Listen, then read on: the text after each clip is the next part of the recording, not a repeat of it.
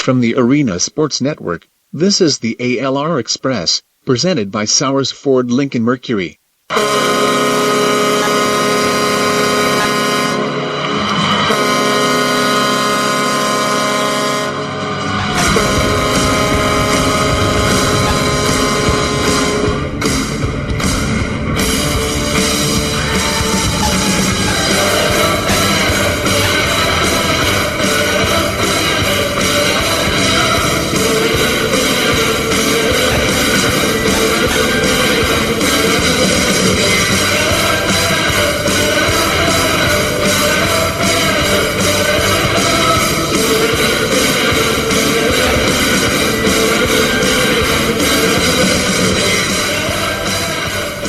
Howdy!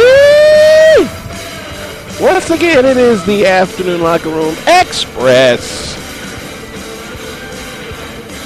The most important sports news of the day condensed into 30 minutes or something like that.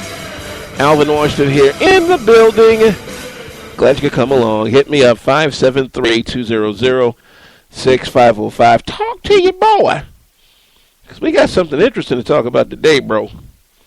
Also, you can tweet at ASN Plus or at Arena Sports Net. Don't forget to use the beautiful hashtag Afternoon Locker Room.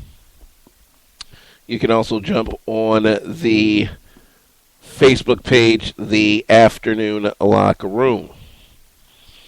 Lots and lots and lots and lots of NFL, NBA, and college football headlines coming through the transom, including a whole mess of announcements of kids entering the draft. We will get to all of that in a skosh.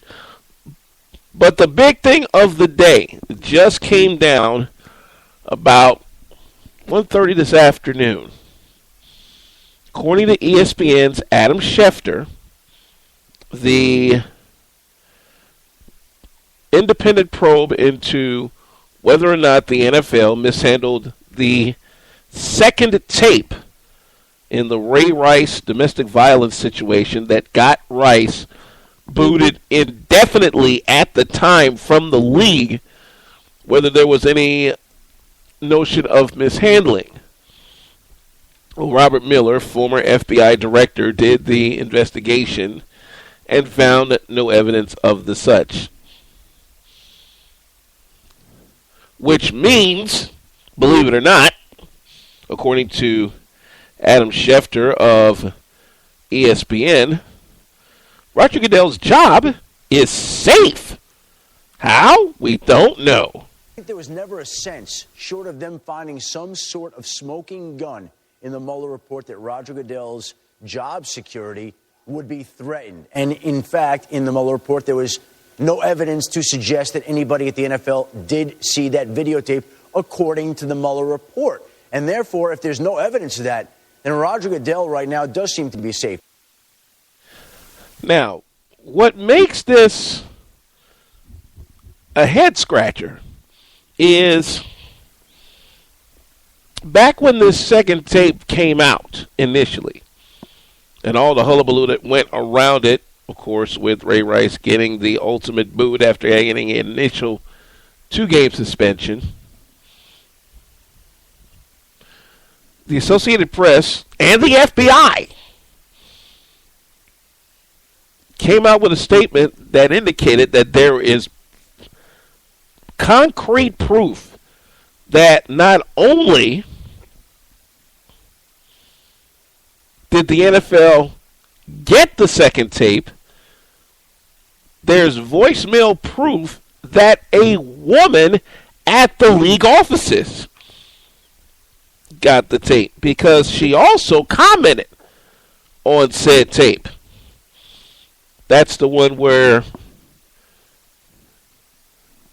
the action followed from just outside the now defunct Atlantic City Casino, where Ray Rice and his wife Janae were coming out. Looked like they had a bit of an argument or something like that.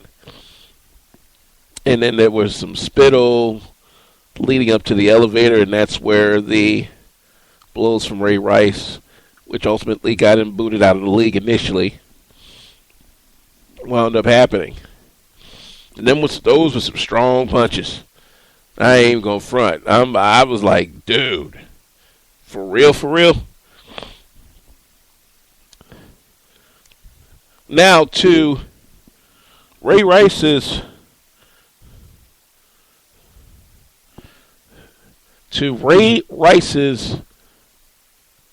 credit, he did indicate that he did indeed do the dirty deed. He admitted it. Janae also admitted her part in the whole thing in provoking the incident. That's why Ray Rice got the initial 2-game suspension. The first tape showed him bow. You know, he owned up to it. He and his wife Janae were in the midst of counseling when this second tape came out in September. And that's when all this craziness jumped off. We still don't know how TMZ got that tape. That's the thing I want to ask as we continue on the ALR Express, presented by Sowers Ford, Lincoln Mercury. 573-200-6505 at ASN Plus or at Arena Sports Nets. Hashtag Afternoon Locker Room. We still do not know how TMZ got the second tape. I don't know if we ever will know. Because if we can figure that part of the equation out, I think we have an idea of how this whole circle of craziness got jumped off in the first place.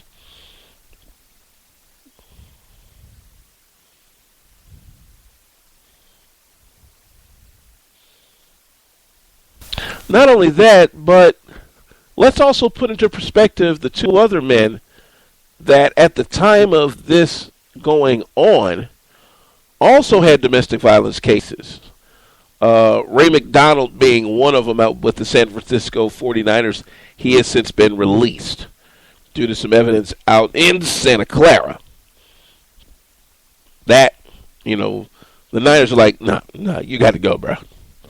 We'd had enough of you. Deuces. I can dig that.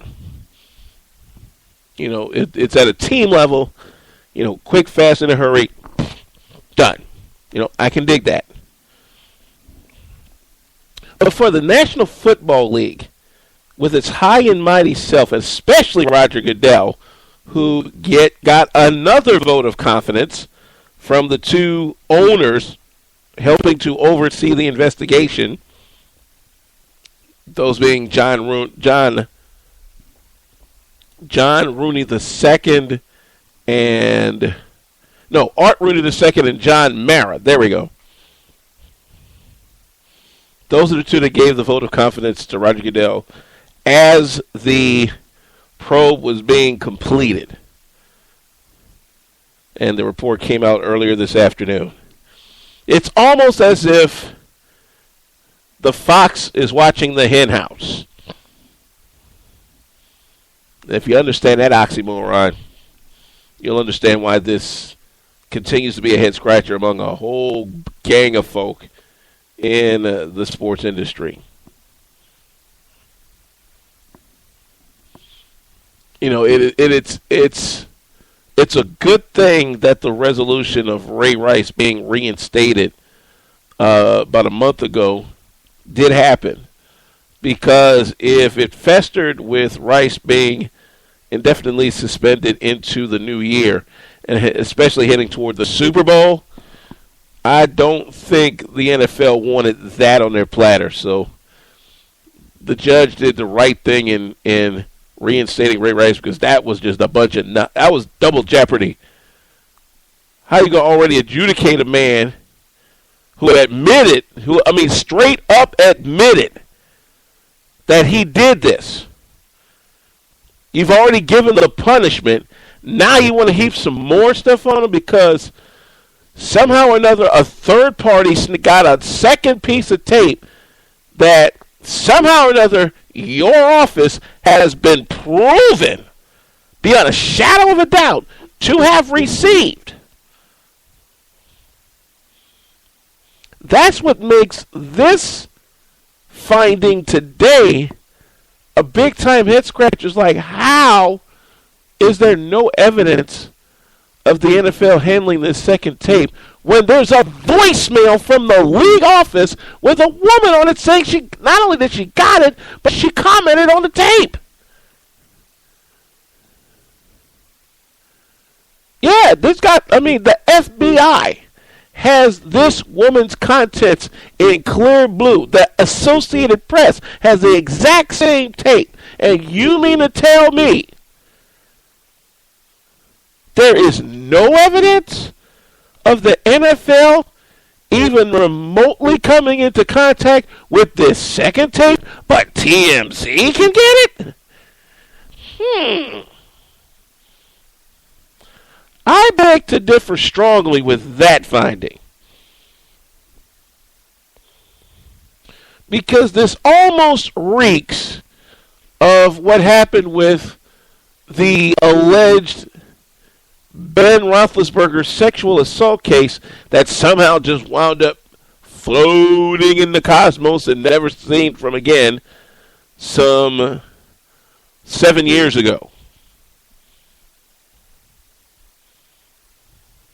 Something just does not smell right about this at all.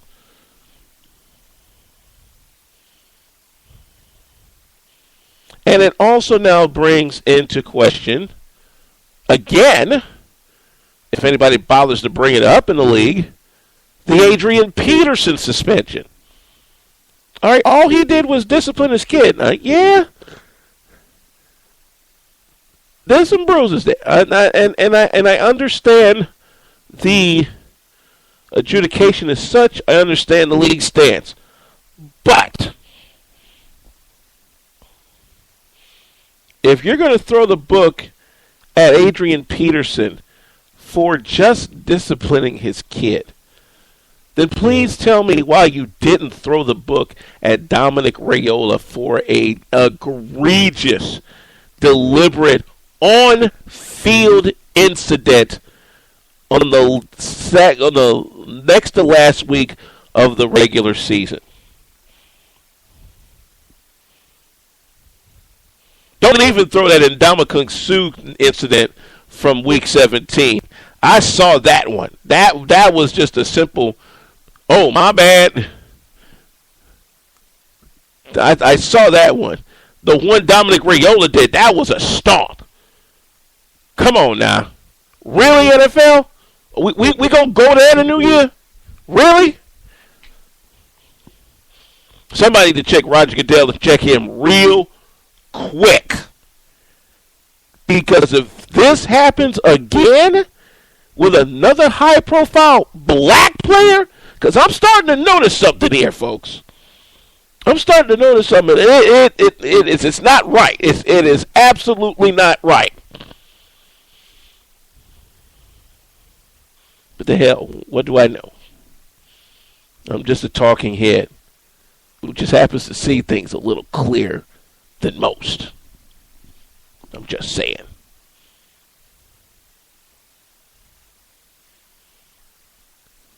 NFL, NBA, NCAA football headlines coming up in a skosh. Got a lot of kids declaring to come out of the draft. See what you just started, Jameis Winston? Back in 60, this is the ALR Express on the Arena Sports Network. If you are in Northwest Indiana or near Michigan City, LaPorte, Hobart, Burns Harbor, Valparaiso, Chesterton, South Bend, or Portage, there is no comparison to the other dealers around town to Sowers Ford Lincoln in Michigan City. Get your best price on Ford trucks, Focus, F-150, Explorer, Escape, and Lincoln MKS, MKT, and more, as well as Fiesta, Fusion, Taurus, and Mustang. We welcome you to Sowers Ford Lincoln dealership in Michigan City, Northwest Indiana's newest Ford Lincoln dealer. We place the highest emphasis